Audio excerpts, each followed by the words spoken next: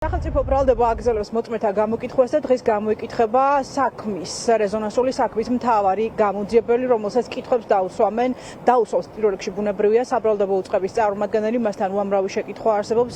საქმის მიმდინარეობასთან დაკავშირებით, გამომდინარე იქიდან, რომ ყველა პასუხისმგებელი პირი, რომელსაც სრული მიუძღვის ამ უმძიმეს დანაშაულში, ამ დრომდე პასუხისგებაში არ არის მიცემული, შესაბამისად ადვოკატებს ექნებათ შეკითხვები ამ მიმართულებით. რაც შეეხება განსასჯელის სკამზე მჯდომ ორ პირს, ესენი არიან არასრულწლოვანები დემეტრე ჩიქოვანი, მათ შორის, რომელსაც 6 წლით და 9 თვით თავისუფლების აღკვეთა შეუფარდა მოსამართლე რომეო ტყეშელაშვილმა ერთ-ერთ ეპიზოდზე გიგავალიანის ყრილობის და მეორე გოგონა ანინა ასყიდაშვილი, რომელსაც გამოძიება ამ შემთხვევაში შეუტყობინებლობას ედავება.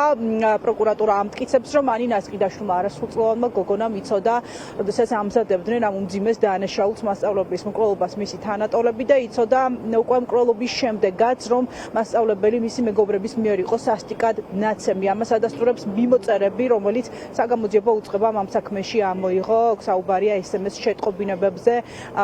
საერთო ჩატზე, რომელიც ჰქონდათ მეგობრებს შექმნილი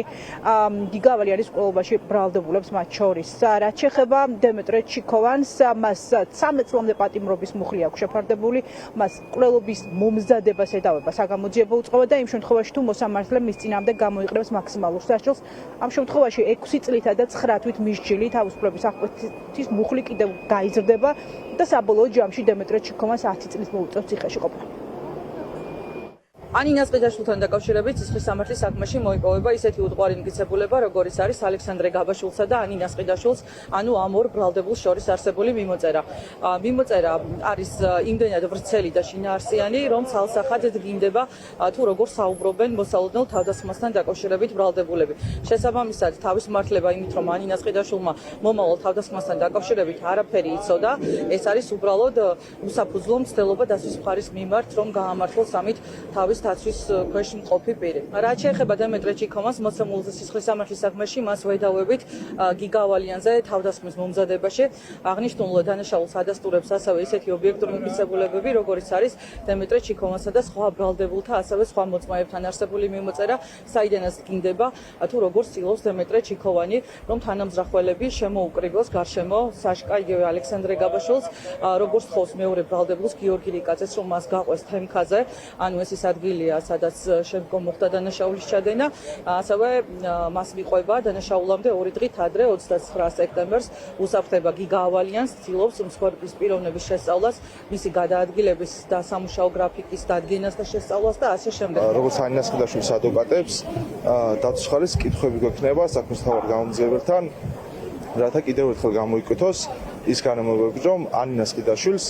არ ჩაუდენია მისთვის ბრალად შერაცხული მართლსაწინააღმდეგო და ბრალეული ქმედება. ანინა ასყიდაშვილის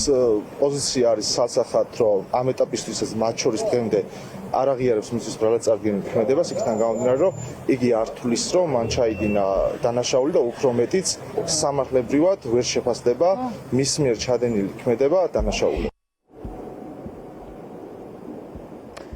გიგავალიანის ყრილობის მეორე ეპიზოდზე მსჯელობას საქალაქო სასამართლო